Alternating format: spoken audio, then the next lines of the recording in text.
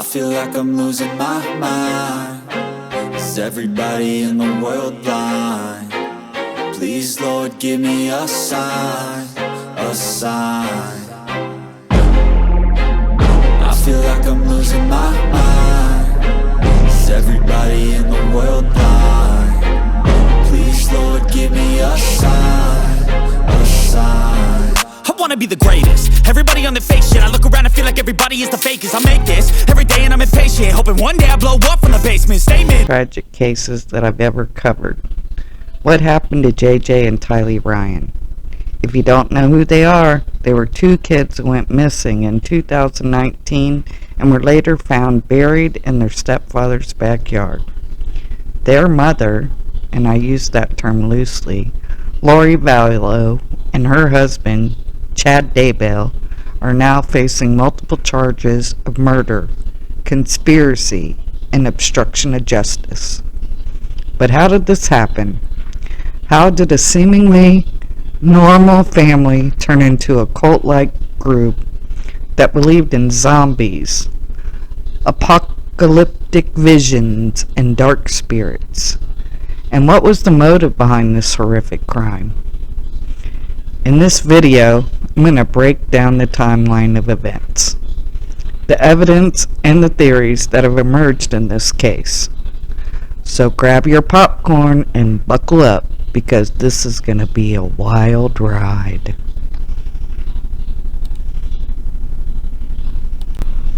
The Tylee Ryan and JJ Vallow case is a shocking and tragic story of two missing children who were later found dead on the property of their mother's husband, Chad Daybell.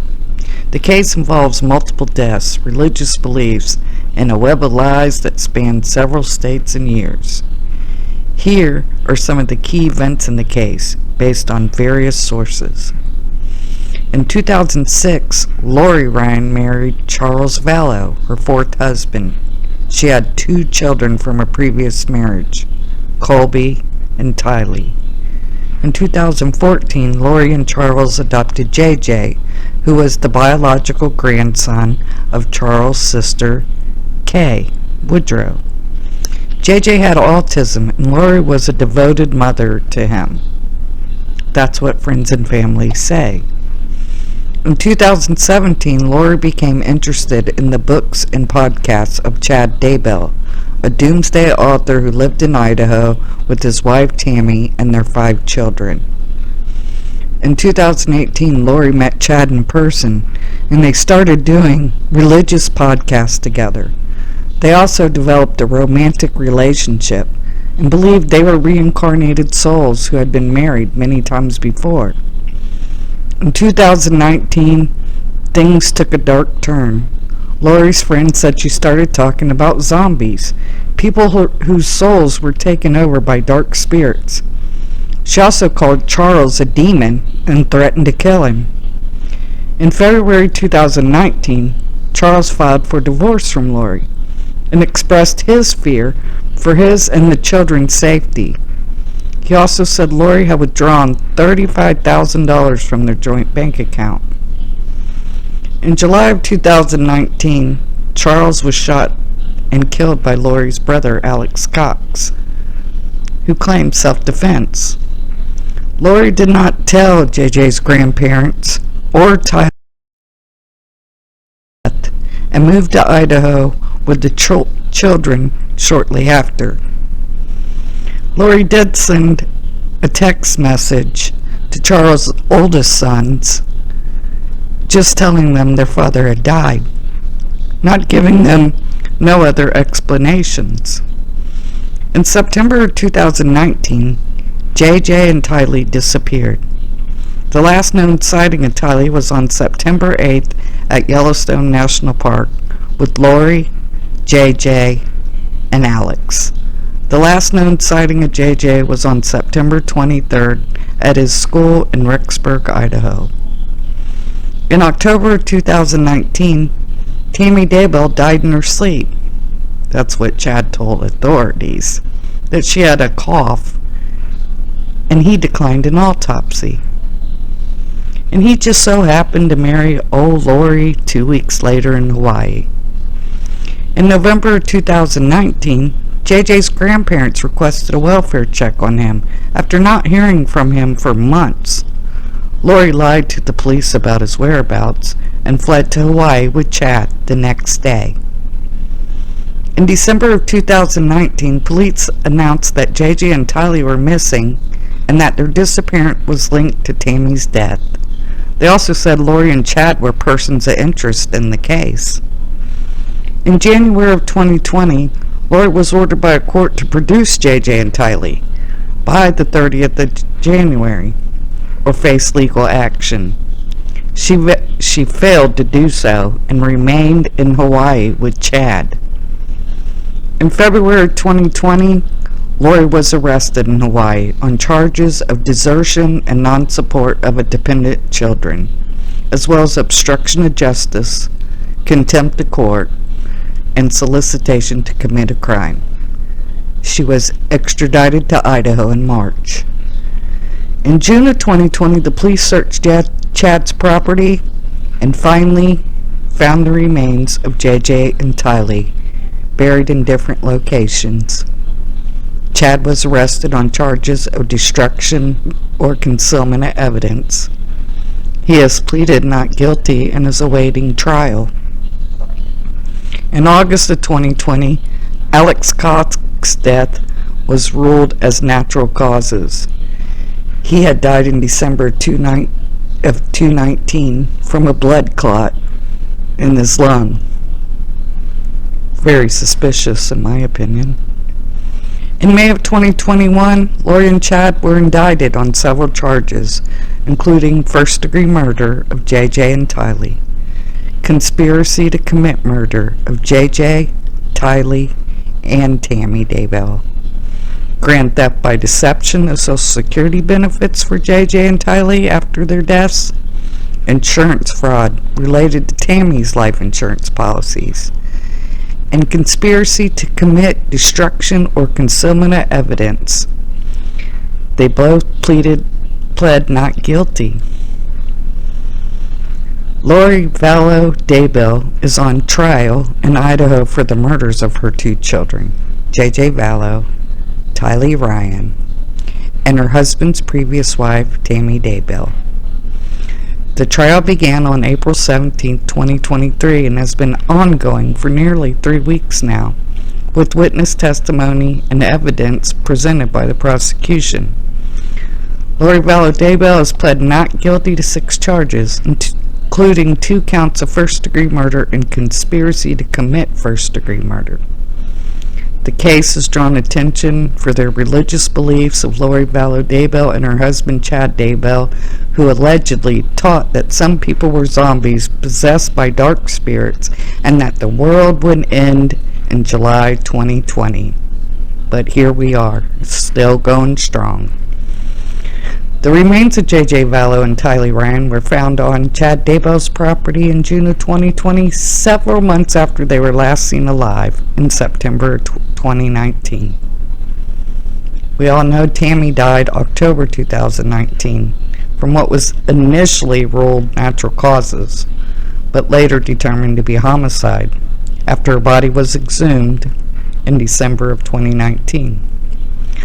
Lori Vallow Daybell's alibi notice claims that she was in her apartment or in Hawaii when the 3 victims died in the home of her brother Alex Cox, who is also accused of being a co-conspirator in the indictment. Of course, Lori's not going to admit to being there, because Alex Cox died in December from a blood clot to his lungs. How convenient. But his role in the case has been questioned by investigators, who found cell phone records linking him to the locations where the victims were last seen alive.